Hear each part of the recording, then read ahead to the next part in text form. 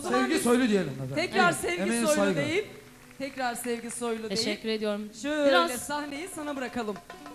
Ankara'dan istedim ki bir tane okuyalım dedim. Lütfen, Ben çok Ankara'dan seviniriz. gene hareketli olsun dedim. Ankara için özellikle okuyayım bunu. Okey. Yalnız ben Afyonluyum, İçegeliyim. Afyon Fark Demirçelik köyü etmiyor, İnazlıyım. Afyon, İnaz'da da dur hele bir sus, sen bir çok konuşuyorsun. 0306. Sus hele. Benim burada değerli kardeşlerim var. Kaşık havasıyla.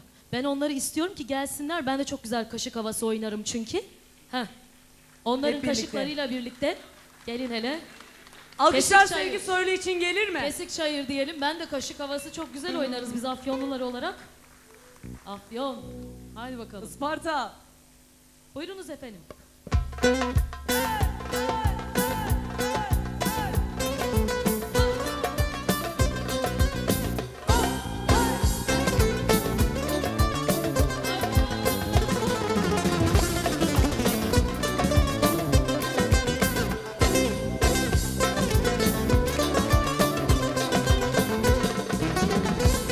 Kesik çayır biçilir mi?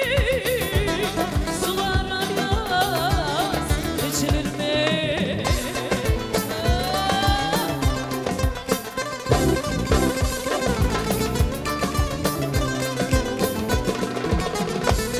Bana yardım geç yardan, yardan mıdır? Geçilir mi?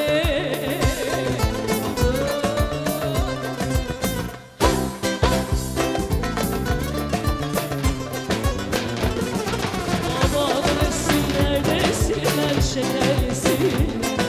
Şu kız yollara yanlış desinler. Oh ben yandım yandım yandım yandım yandım. Ellerin köyünde eğlendim kaldım. Oh desinler desinler şekersin. Üç kız bir oğlana yanlış desinler. Amanın ben yandım yandım yandım yandım yandım.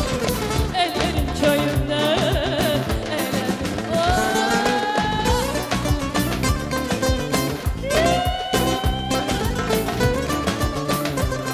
Hey, hey.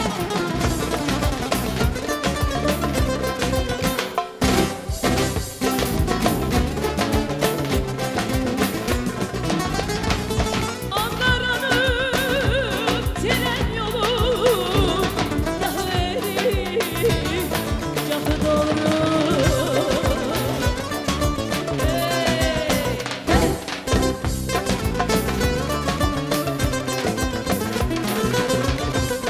Canım benim Anadolu gerçeğimi senden gayrı.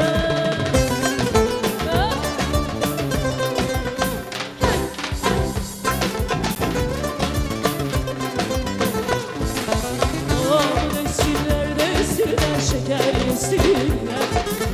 Şu kız yollara yanlış desinler. Oh ben yandım yandım yandım yandım yandım. Ellerin köyünde söylendim kaldım. Oh desinler desinler şeker